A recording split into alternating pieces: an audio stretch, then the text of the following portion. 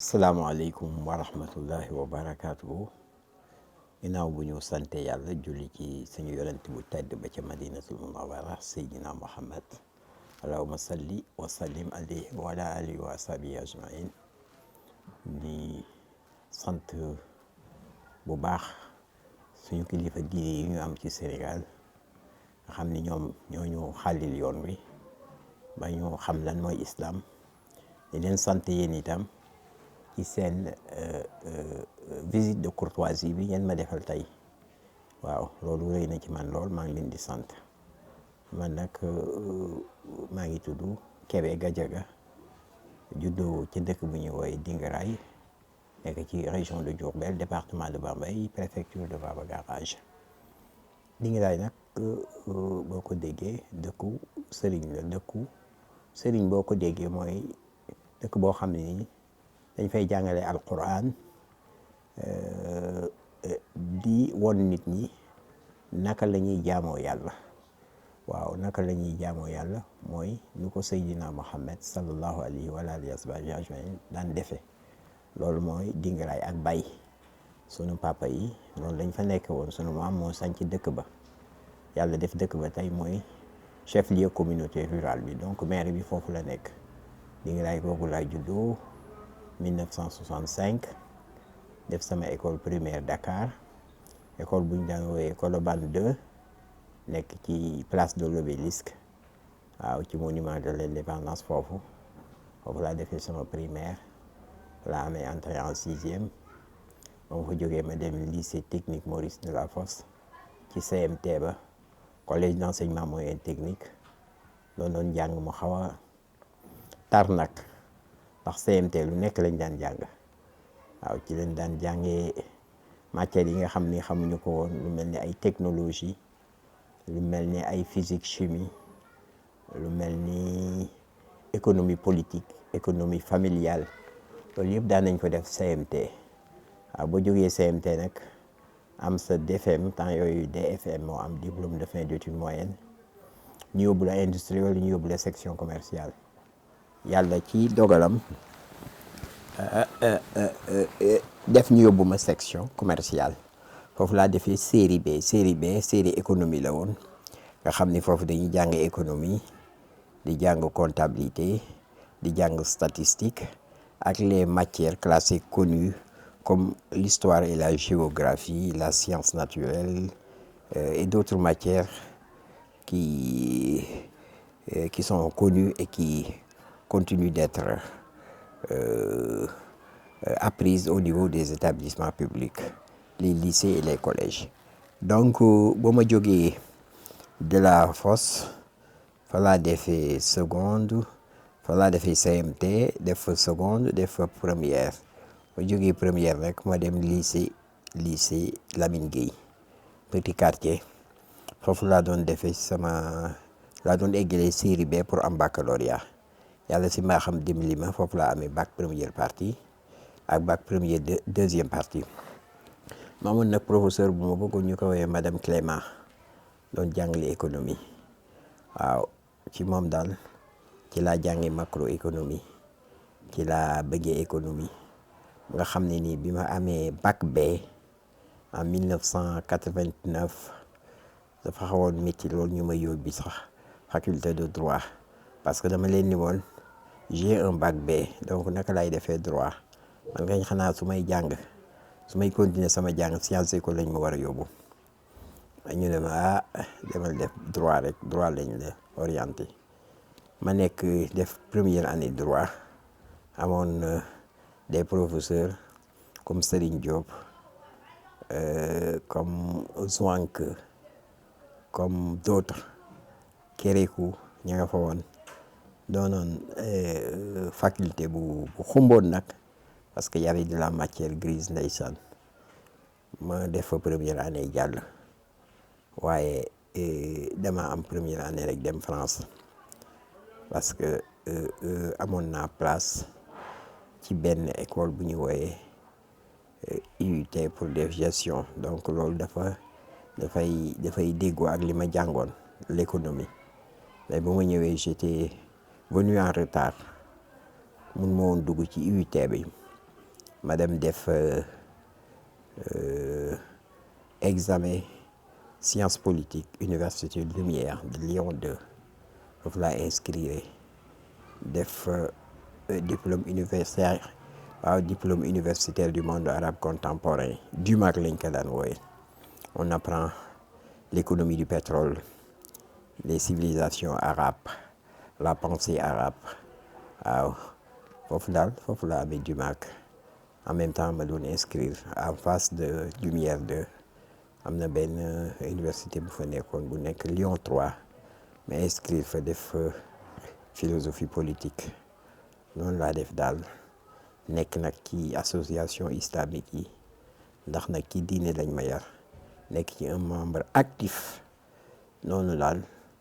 laa nekkee France ba yàlla dogal ma jógee fa dem Allemagne ba ma demee Allemagne itam jot na maa liggéey ci ambassade bu Sénégal temps yooyu ku tudd Batoor Samb moo fa nekk yàlla na ko yàlla yërëm waaw ba ma jógee Allemagne nag ma dem Casablanca saoudien yi jël ma liggéey foofu j'ai fait là-bas près de 3 ans avant may dem Arabie Saoudite la ville sainte de Médine foofu laa nekkoon pour plus de lu jege 15 ans maa ngi Madinatul Munawwara nekk en premier lieu j'étais traducteur ñoom ñu koy wooye mutarjam après ñu def ma le prince Abdul Ilahi nekk le prince le petit frère du roi jël ma def ma mustachar xaas ce qui veut dire un conseil spécial du prince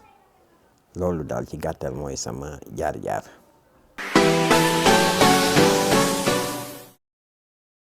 La commune de Dingiraye moi je suis entré dans la politique par adventisme. Je n'avais aucune ambition de faire la politique. Alors gars ñi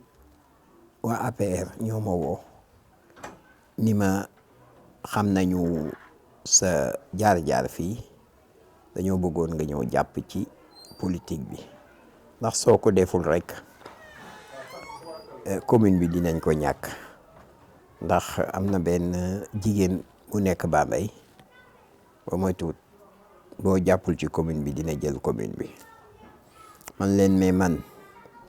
duma politicien ñu ni ma waaw mais fii askan wi déggal nañ la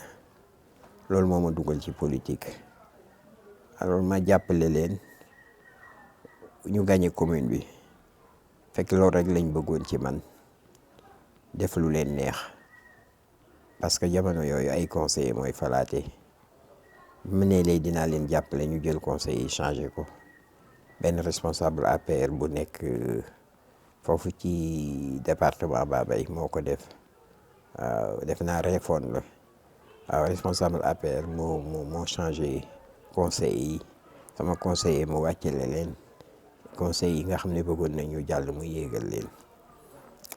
finalement politique nag sëñ bi dafa am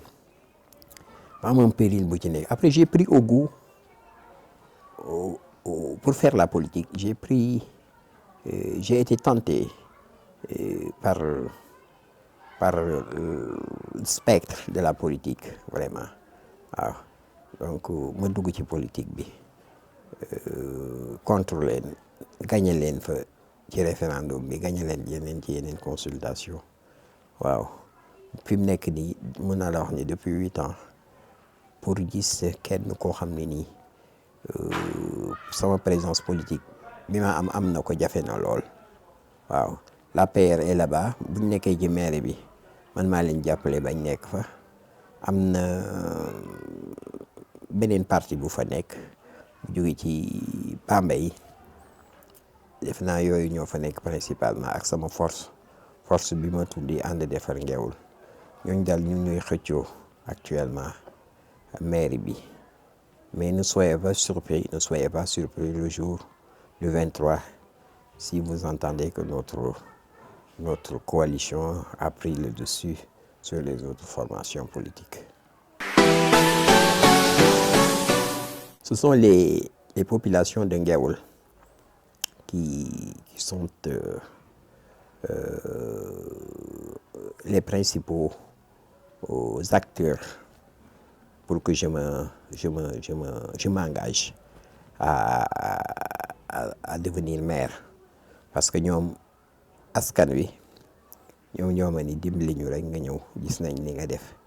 yàgg nga ñëw jàppale ci dugg ci politique te yaakaar nañ ni yow mii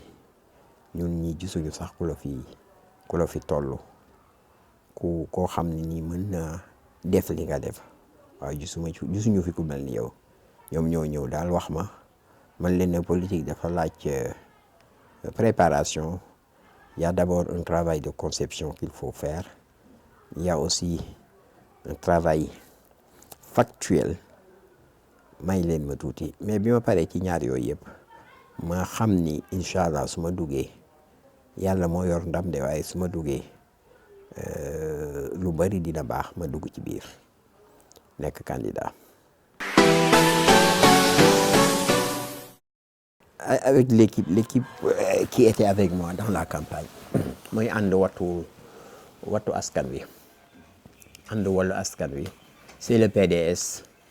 ak les autres partis qui sont avec nous ñooñu laay àndal pour gérer la commune. La commune de Dingaraay est composée de 42 villages. On a fait de telle sorte que tous les villages qui composent la commune aient un ou deux représentants dans la liste majoritaire et proportionnelle waaw village bu fa nekk rek am nga fa ku la fa teewal te ka teewal village bu nekk la nga yor mérité nga ko parce que am nga compétence bi. Si tu vois ma liste, elle est composée de jeunes, hein? Donc la majorité est composée de jeunes. J'ai prévu dans mon programme beaucoup de projets intéressants pour les jeunes, notamment la bibliothèque municipale que je voudrais construire. Ensuite, les projets de culture, de maraîchage et d'autres qui seront des activités intéressantes parce que ça permet aux jeunes de s'activer, de trouver un boulot. Voilà. Donc, on a un projet très ambitieux mais réalisable pour les jeunes de la commune de Dingaraay. Disons, oui, je peux vous donner quelques lignes. Mon programme est articulé autour de deux axes. Le premier axe, c'est la lutte contre la fracture sociale. La fracture sociale, c'est au niveau national, mais au niveau communal. Dans notre commune, les gens sont très fatigués parce qu'ils n'ont pas de revenus. Mon objectif est d'augmenter la demande globale des agents économiques de la commune pour relancer la consommation, pour éventuellement permettre aux gens de la commune de consommer, d'épargner et d'investir. Loolu bokk na ci sama programme. Ça, c'est pour la fracture sociale. Pour la fracture numérique, qui est le deuxième axe, nous ferons tout pour que ceux qui sont dans la commune puissent utiliser le progrès technique comme tous les autres. C'est tout à fait regrettable, mais c'est le cas. Actuellement, tu trouves à Dingaraay des jeunes entrepreneurs tout à fait capables de créer des entreprises, donc de créer des emplois, mais qui n'ont pas une assistance technique pour pouvoir mettre en chantier leurs idées. Parce que quand tu arrives dans la commune, la connexion est affaiblie de façon anormale. Donc on ne peut faire aucune activité professionnelle. Donc je lutterai contre la fracture numérique qui est constatée dans la commune. Voilà, donc mon programme c'est ça. Lutter contre la fracture sociale et éliminer de façon définitive la fracture numérique. Oh bari na loolu tax na kilifa yu diine yu bari man la ñu àndal ndax xam nañ ni man nitu daara laa li may defal waa commune bi mooy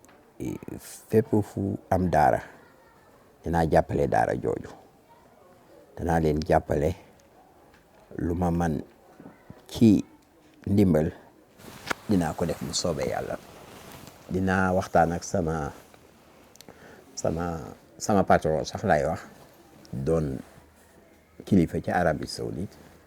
parce que mooy rakku buur bi am na lu bari jot nañ cee wax parce que avant may dugg ci politique sax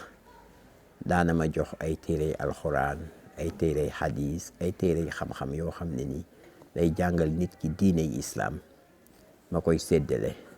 daana ma jox ndimbal itam ma koy jox jàkka yi daana dugal loxoom itam ci jàkka yi ñuy tabax te yamul woon Sénégal rek waa Mali am nañ ci waa Burkina am nañ ci waa Guinée Bissau am nañ ci waa Gambie am nañ ci te loolu ci sama loxo la daan jaar tey jii bu yàlla dimbalee ñu jël commune bi ndimbal boobu dina gën a yokku te waxtaan naa ceeg moom ba pare man rek la ñuy xaar bu soobee yàlla ci gàttal daal moom bu yàlla defee ñu am ndam képp ku yor daara dinañ la dimbali ci daara ji waaw te du yem foofu itam lu ñu man ci mbay mi dinañ la ci dimbali ndax ab sëriñ amul lu dul daara ji ak tool yi ko defee ñu dimbali ko ci daara ji dimbali ko ci tool yi bu soobee yàlla. waaw xam nga soo dee woote dara dañ ciy jiitu man du ma ñëw ni la lii laa bëgg ba pare di jëf yeneen jëf yoo xam ne nii bokkul ak li ma bëgg waaw. L'acte de violence c'est bien tout le monde aime la paix waaw violence baaxul ay baaxul mais ñun ñëpp dañoo war a bëgg jàmm mais kii woote jàmm na jox ay jéego mais yow bu ñu waxee ngay def ay arrestation di sonnal nit ñi fii dinaa la wax benn affaire gis nga li xew mars bu waa ji taxawut woon population bi taxawut woon kon Sonko dina sonn de est-ce que duñ ko tëj sax waaw kon nag kuy woote jàmm da ngay njëkk a poser les actes faut d'abord poser des actes concrets pour la paix. Quand tu fais ça après tu veux que les gens signent un pacte de non-violence, ils vont signer parce que ils vont dire mais celui-là il est sincère dans ce qu'il dit. Pacte de non-violence baax na lool waaye nañ ci jiitu boo ci jiitoo def yooyu jëf yoo xam ni jëfi nit ku bëgg jàmm nga boo nee kaay leen ci jàmm nit ñi wuyu la waaw waaye nag di def leneen di woote lii nit ñi duñ la gëm voilà loolu laa si mën a wax. leen wax leen rek ni leen àdduna dara lu baax mënu fi am lu dul jàmm bañ nañ sax ba ñu jullee ba pare Seydina Muhammad sallallahu alayhi wa sallam moo ñu ko jàngal saa yu ñu jullee bu ñu nee asalaamaaleykum salaamaaleykum dañ naan allahumma anta salaam wa minka salaam wa ilayka yadu salaam wa ilayka yaudu salaam tabarakta wa taalayta ya zal jalali wal ikram jàmm turu yàlla la yàlla moo ñu santaani ñuy wut jàmm kon ku nekk saa yu xëyee war nay dox ay jéego pour jàmm am